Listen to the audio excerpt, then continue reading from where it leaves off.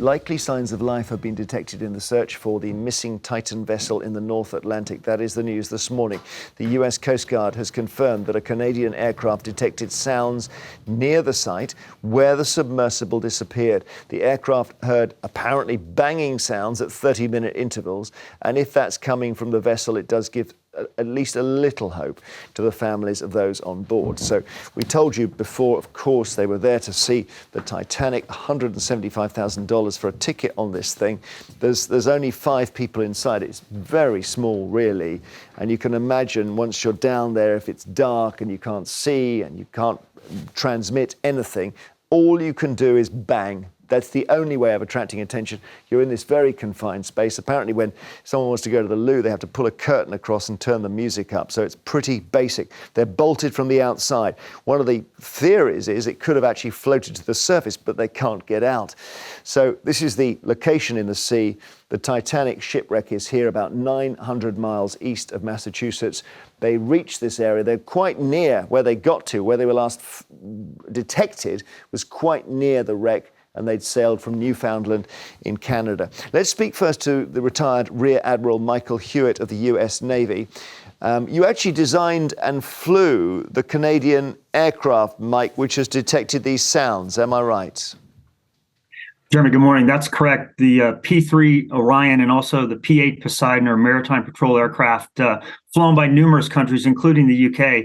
And what they've done is they've put out a very large all-sensor search for both sound as well as radar detection or other electronic emissions. And what it sounds like is that this particular P-3 aircraft had a pattern of buoys in the water listening for sounds. And it sounds as though they have discovered what we would call man-made sounds in 30-minute intervals, which could possibly be the banging of the submarine.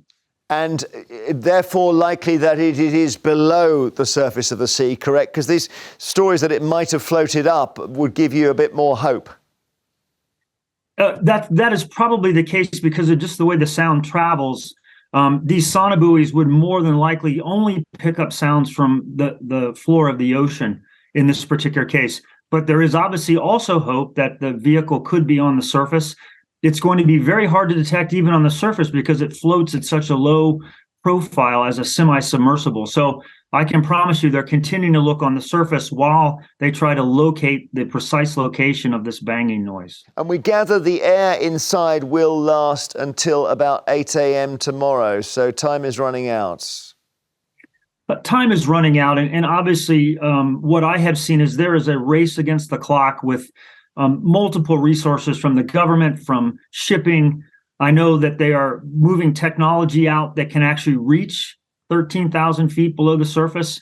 Unfortunately, what you have on station right now can only locate the vessel at this point. So you're going to need to find something else that can go down to that depth and retrieve the vehicle. There is no way to actually rescue the crew from the floor of the ocean. Thank you very much indeed. Rear Admiral Michael Hewitt of the US Navy.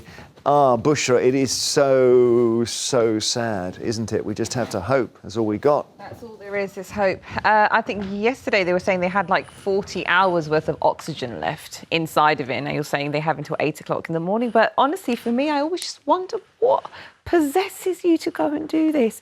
Knowing adventure, exploration. You know, I'm sure they would have sat down and said, look, if this happens to us, there is no way that we don't have anything in place that's really going to save us, because that's what he said.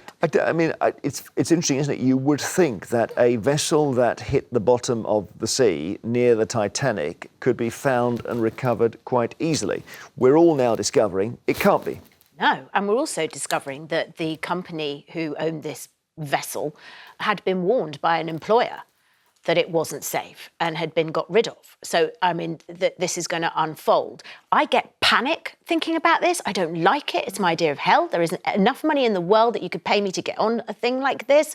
And it's interesting that the billionaires who are on it, they're one of them, poor man, but, he's been to space, he's been up Everest, and now he's done this. And it sort of almost feels like these experiences, once you've got that much money, go places where perhaps arguably as a human you shouldn't. Well, yeah, I mean, if we go back 100 years, people were exploring jungles and they were going to the North Pole, and those were the outer reaches. And we've run out of places to find on the map. So we're now going, this is 2 miles down. You've got to think about what 2 miles is. It's not, it's the height of some of the highest mountains. But Jeremy, this is what I'm saying. If you're just your average person, you're just quite happy to go for a weekend in, Skegness. But they're not average. Exactly. And, it interests me as well, speaking to friends about this, because everybody's talking about it, right? Because it's like this, everybody can relate and empathise. It's like living hell, and the poor relatives. I mean, it's just horrible. But it's interesting, the split between the genders. Like, the women are like, no way. And there's maybe a handful of men who are like, well, I understand the adventure. Oh, I don't know. Well, I mean, there's a father. There's a father on there with his son. His son is 19. Imagine having that, taking your child, and then that happening as a father. Yeah, and that would affect you for the rest of your life. You'd never, because the trauma of, I think at this point they will believe that they're going to die, and even if they're rescued, they will always be in that moment to some extent. I think we got a picture here of some of the people on board, or maybe all 5 of them, right? Not the 19-year-old, but the others are all there. And on the left is the so-called British billionaire. So very equaling experience. You're not a billionaire when you're trapped 2 miles down in a small capsule.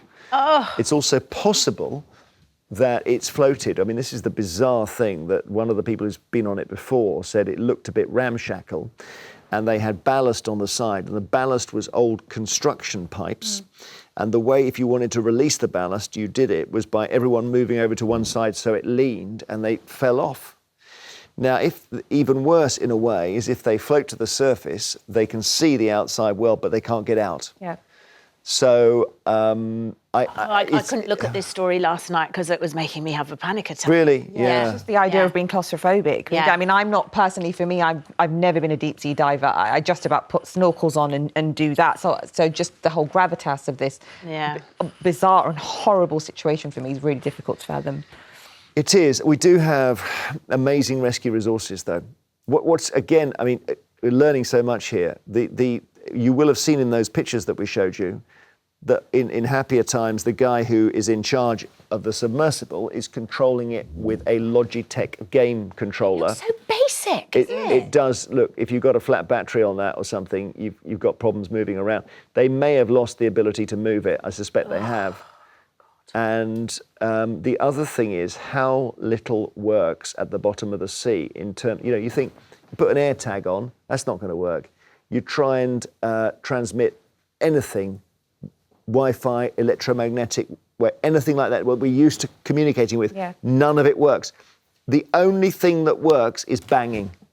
So you're right back to 100 years ago. You've got to take a spanner and bang it on the side and hope somebody hears you. And that's apparently, if we're hoping, that's what they're doing. We're hoping they've been heard doing that. And it's actually really small. It's like 9 foot in height, which means you haven't got that much headroom. You're technically squished in the pod, and then the window is tiny.